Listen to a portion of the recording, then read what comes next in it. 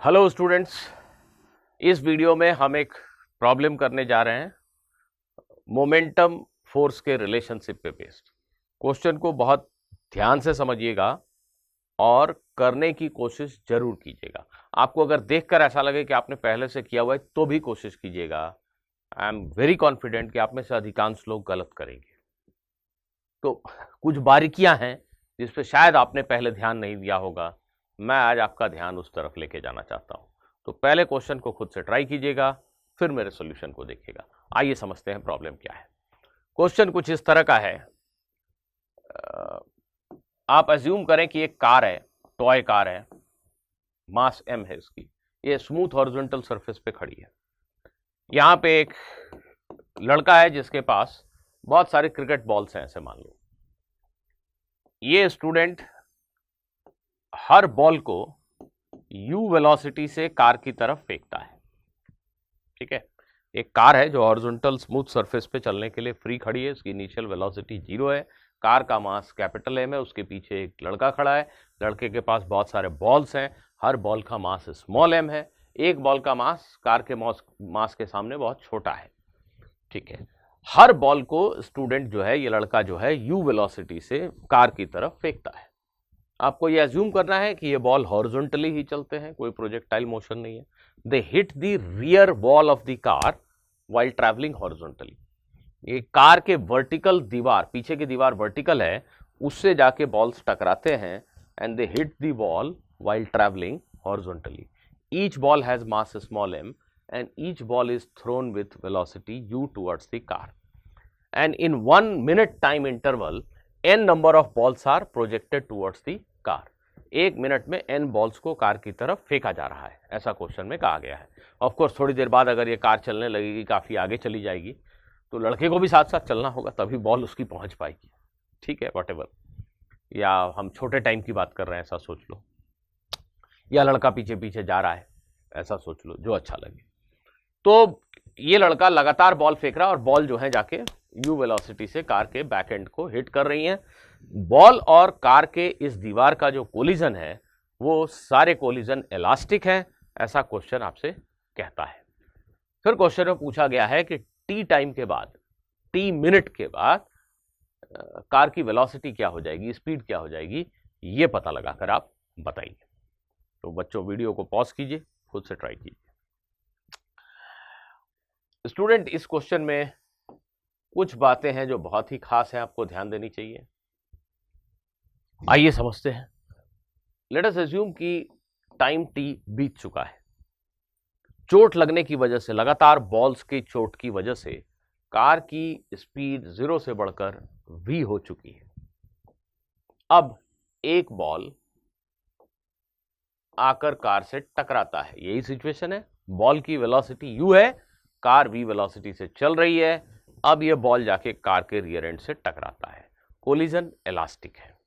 बच्चों, आप सभी ने पढ़ा है इलास्टिक कोलिजन में कोफिशिएंट ऑफ रेस्टिट्यूशन 1 होता है।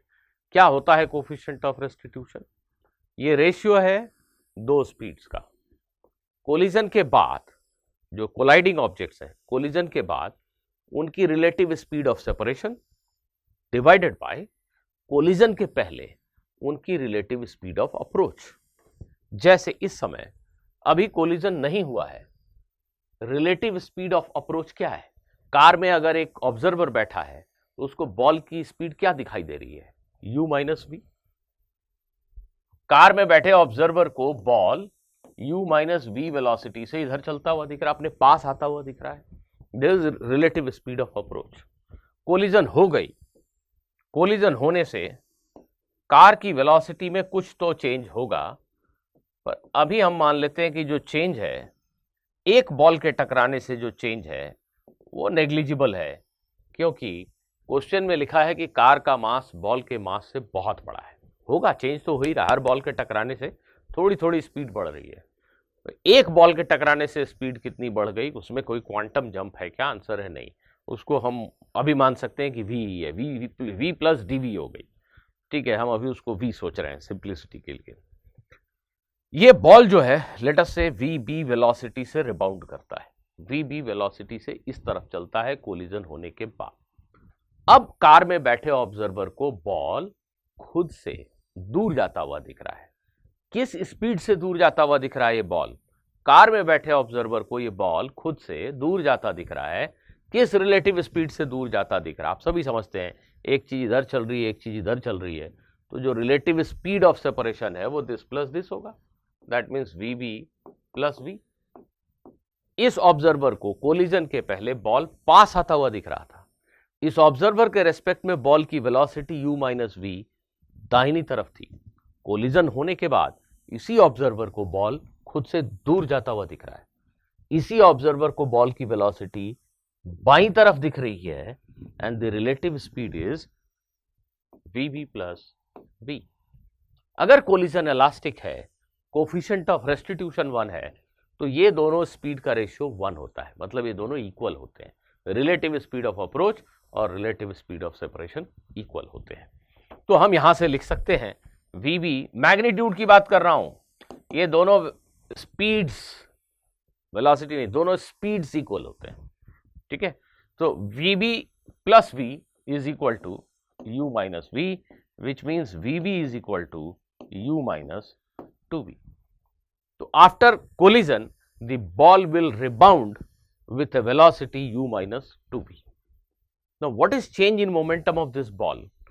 What is change in momentum of this ball? Let us worry about magnitude of change in momentum only. What is change in momentum of the one ball? What is change in momentum of the ball?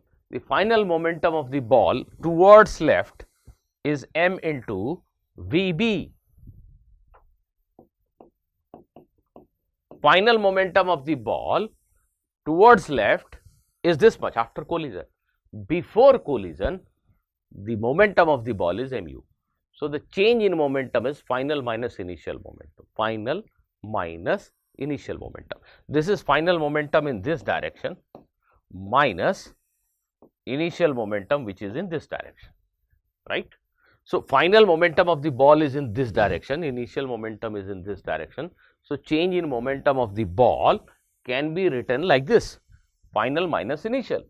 अब ये plus minus sign का भी आप इस्तेमाल कर सकते हैं arrows की जगह, किसी एक डायरेक्शन को पॉजिटिव मान लीजिए। एरोज मुझे ज़्यादा पसंद आते हैं। इस एरो को अगर फ्लिप कर दें, उल्टा कर दें, इधर कर दें, तो ये प्लस हो जाएगा।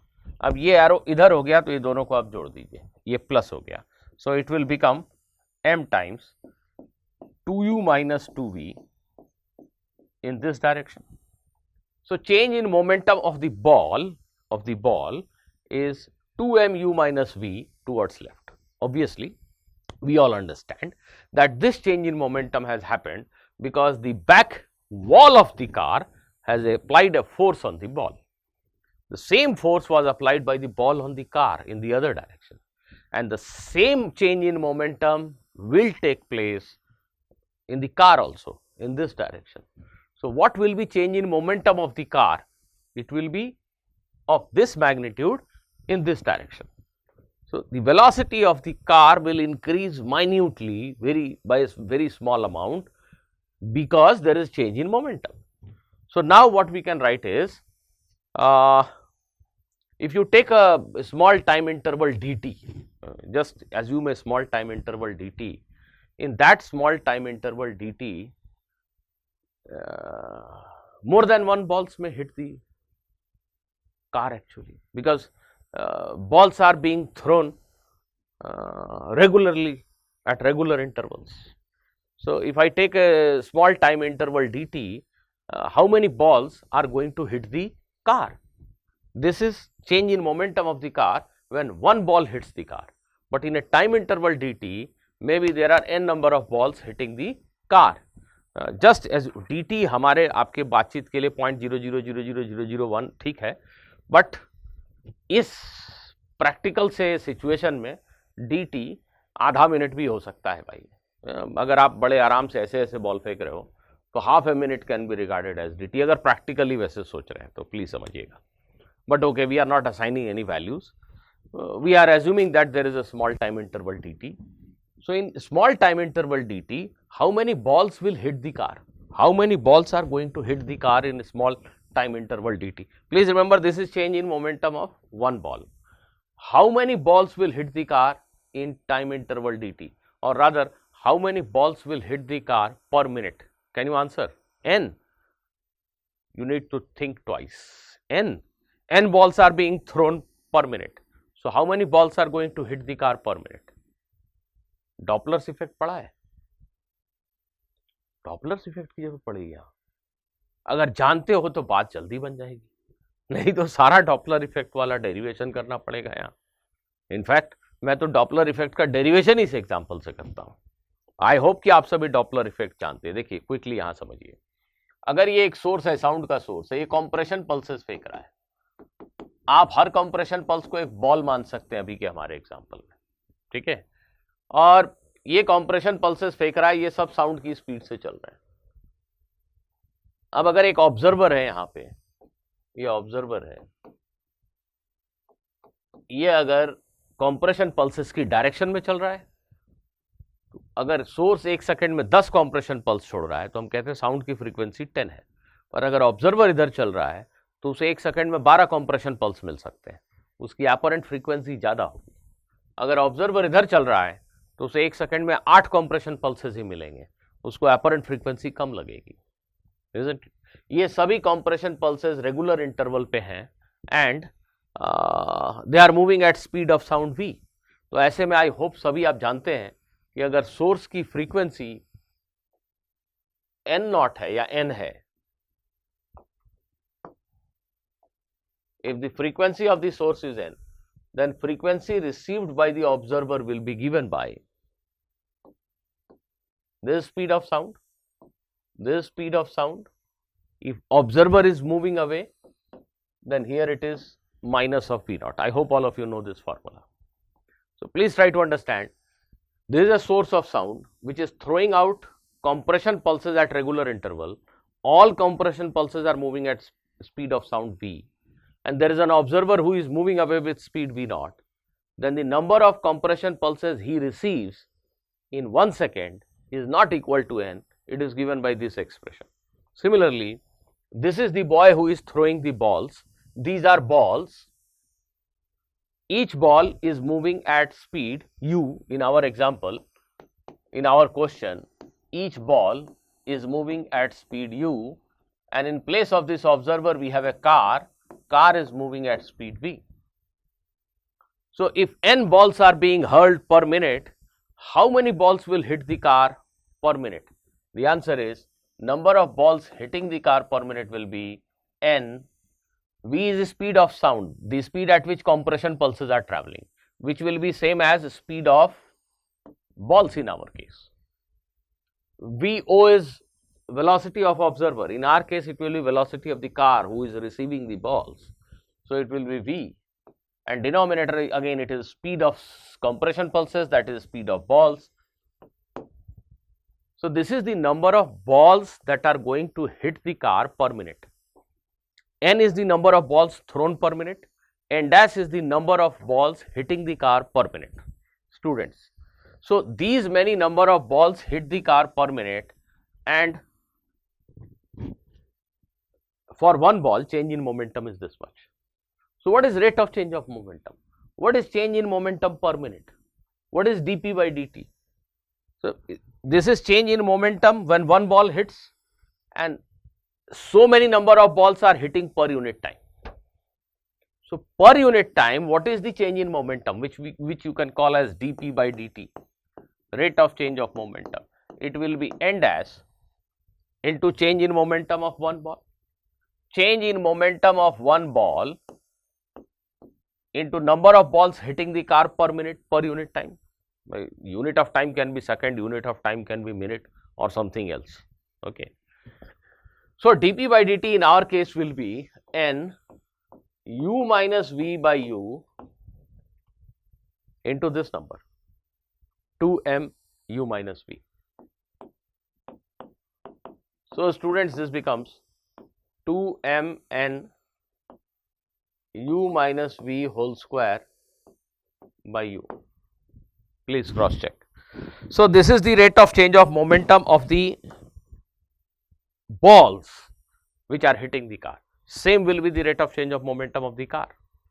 So right now at time t, right now at time t the momentum of the car is m into v. M is the mass of the car, v is its instantaneous speed.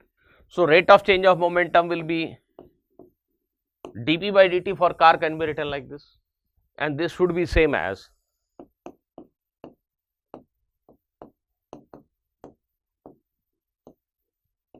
this. I hope you have understood this. So this is the equation that is going to give you the answer, and the question asks you to find speed of car as a function of time. Now in this particular expression u is a constant, so basically variables are v and t, so we can just separate the variables and integrate to get v as a function of t. मैं जो कह रहा हूं उसका meaning ये है कि आप यहाँ पे ऐसे वेरिएबल्स को सेपरेट कर दीजिए